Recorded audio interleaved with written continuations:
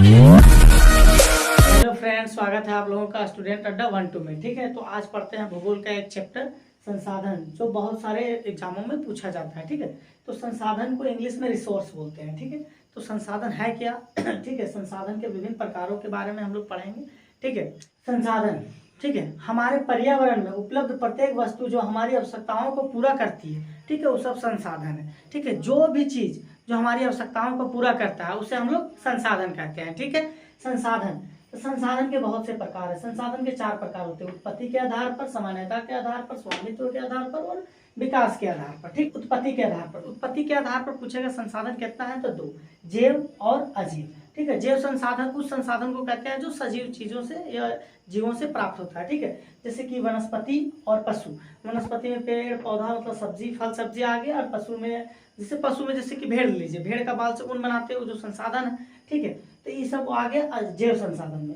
अजैव संसाधन, अजैव संसाधन जस्ट इसका उल्टा होगा, यह निर्जीव वस्तुओं से प्राप्त होता है। ठीक है, जैसे कि चट्टान से, धातु से, चट्टान से बहुत सारा पत्थर आता है, जैसे मार्बल संगमरमर, ये सब संसाधन है। ठीक है, और बहुत चीज निकलता है, धातु। ठीक है, तो धातु जैसे कि सोना चांदी, ये सब जो निकलता है, ये अजैव संसाधन के प्रकार है। ठीक है, अब देखिए दूसरा, समाप्यता के आधार पर। ठीक है, नवीकरणीय संसाधन और अनवीकरणीय संसाधन। नवीकरणीय संसाधन उन संसाधन को कहते हैं जिनका पुनः उपयोग करते हैं, इनका बार बार हम अपना उपयोग में लाते हैं। ठीक है, जैसे कि सौर ऊर्जा, सूरज, ये कभी खत्म नहीं होता है। ठीक है, बार बार उपयोग करते हैं। पवन ऊर्जा, जल, ठीक है, पानी का भी एक बार उपयोग करके बाद फिर रिसाइकल हो जाता है। ठीक है, तो हवा, पानी, सूर्य, ये सब जो है नवीकरणीय संसाधन का उदाहरण है। ठीक है, अनवीकरणीय संसाधन, अनवीकरणीय संसाधन उस संसाधन को कहते हैं जिनका पुनः उपयोग नहीं किया जा सकता। ठीक है, जैसे कि कोयला, कोयला के एक बार हम लोग जलाते हैं, फिर वो राख बन जाता है, फिर उसका पुनः उपयोग नहीं कर पाते हैं। ठीक है, जैसे कि पेट्रोल, एक बार गाड़ी में पेट्रोल भरे फिर खत्म हो जाता है। ठीक है, फिर ये नहीं कि वही पेट्रोलों से पूरा चलते रहे। ठीक है, तो जो ये सब हो गया कोयला, पेट्रोल और बहुत सारे ऐसे चीज जो अनवीकरणीय संसाधन के उदाहरण। तीसरा देखिए, स्वामित्व के आधार पर। स्वामित्व के आधार पर होता है कि मालिकाना आधार पर। ठीक है,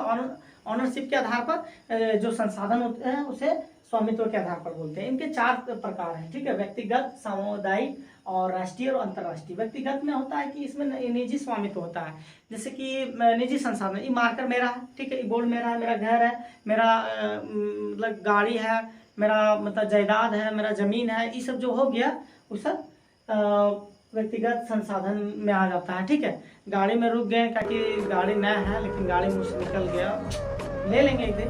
ठीक है, सामुदायिक, तो सामुदायिक में होता है पूरे समुदाय के लोग का अधिकार होता है इस संसाधन में। ठीक है, जैसे कि देखिए, जैसे कि पिकनिक स्थल, शमशान भूमि, तालाब, मंदिर, मस्जिद, पार्क, मैदान, खेल का जो मैदान होता है, ठीक है, विद्यालय होता है, इस सब में होता है कि समुदाय का होता है। ये नहीं कि खाली मतलब मेरा ही स्कूल है, ये नहीं, पूरा समुदाय का जो होता है। तो सामुदायिक संसाधन में पूछ दे तब वो बता सकते हैं पिकनिक स्थल, शमशान भूमि, मंदिर, मस्जिद, गुरुद्वारा, पार्क, खेल का मैदान, विद्यालय, ये सब समुदाय के अंतर आ गया। ठीक है, अब राष्ट्रीय देखिए, तो देश के सरकार का जिसमें स्वामित्व रहता है उसे हम लोग राष्ट्रीय संसाधन कहते हैं। ठीक है, कि जैसे कि देखिए सड़क, रेल, वन, नहर, ये सब जो है इस सब पर अधिकार होता है सरकार का, इसलिए यह किसी देश के सरकार का होता है, इसलिए इसे राष्ट्रीय संसाधन कहते हैं। ठीक है, अंतर्राष्ट्रीय, तो इसमें किसी स्पेशल देश का अधिकार नहीं होता है। ठीक है, इसमें एक डिफिनेशन है कि मतलब जो भूमि तट है उसे समुद्र से 200 मील जो दूरी पर जो जगह रहता है, जो संसाधन रहता है, उस पर अधिकार रहता है, उसे अंतर्राष्ट्रीय संसाधन कहते हैं। ठीक है, अब देखिए चौथा, विकास के आधार पर। ठीक है, तो विकास के आधार पर संसाधन 4 प्रकार का होता है: संभावित संसाधन, विकसित संसाधन, भंडार तकनीक और संचित कोष। ठीक है, तो संभावित संसाधन वैसे संसाधन है जो यहाँ मौजूद है लेकिन हम लोग उनका उपयोग नहीं करते हैं। ठीक है, जैसे कि सौर ऊर्जा राजस्थान और गुजरात में मौजूद है लेकिन वहाँ उपयोग नहीं किया जाता है। ठीक है, विकसित संसाधन, ठीक है, विकसित संसाधन जिनका उपयोग होता है, ठीक है, जिसका सर्वेक्षण, जिसका पता किया गया, उस संसाधन को विकसित संसाधन कहते हैं।